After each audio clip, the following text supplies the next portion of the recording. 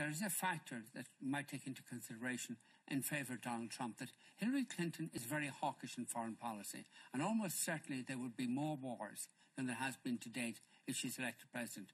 Whereas Donald Trump and the Republican Party edges towards isolationism. They want to pull back quite a bit.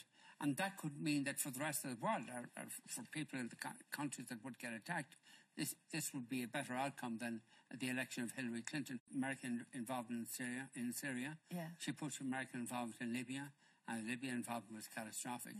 And that her instinct is to involve America elsewhere. I think the experience of Libya, and especially what happened in Benghazi, would probably temper her presidency if she becomes president, as I expect, and she will probably adopt a far more moderate foreign policy strategy than she's pursued in the past because of her hawkishness in the past. Obama was much more reserved about foreign interventions, and they clashed apparently while she was Secretary of State, or precisely over that.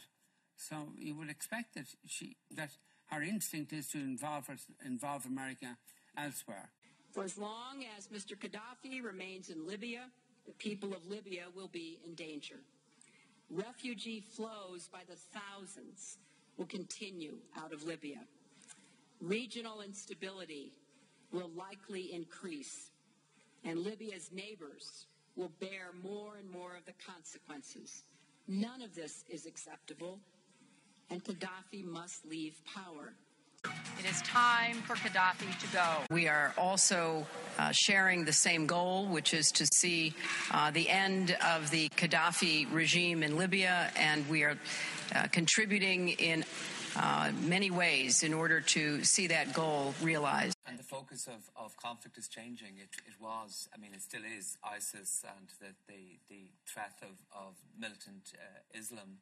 But the old kind of Cold War is being kind of reprised to a certain extent. So with Clinton, you're going to get this. She's very hostile to Russia, very hostile to China, and the worsening of tensions between America and Russia is something really seriously alarming. But I do think that she would probably employ a more moderate foreign policy stance than she did as Secretary of State. And the new Secretary of State, whoever that may be, will be a crucial appointment. And I think it'll be somebody who will adopt a more moderate position for her, more cautious, Obama-like position in relation to foreign policy. When she's been more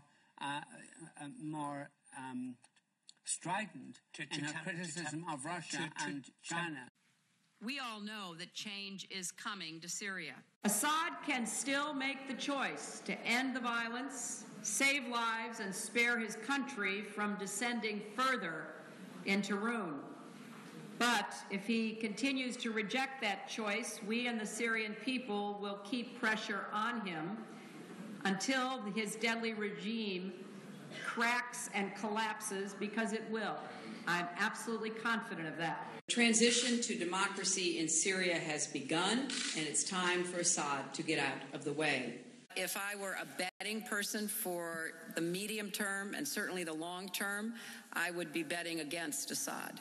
To be a successful politician, it helps when you have that kind of Bertie/Bill Clinton gene that makes you kind of outgoing, extrovert, a people's person, kind of a bedside manner.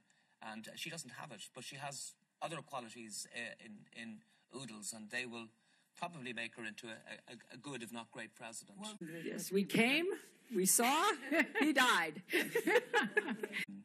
Trump is just a moron. I don't think I've heard a word that has come out of his mouth that has been meaningful in any real sense. And to think that ogre could become president is just laughable.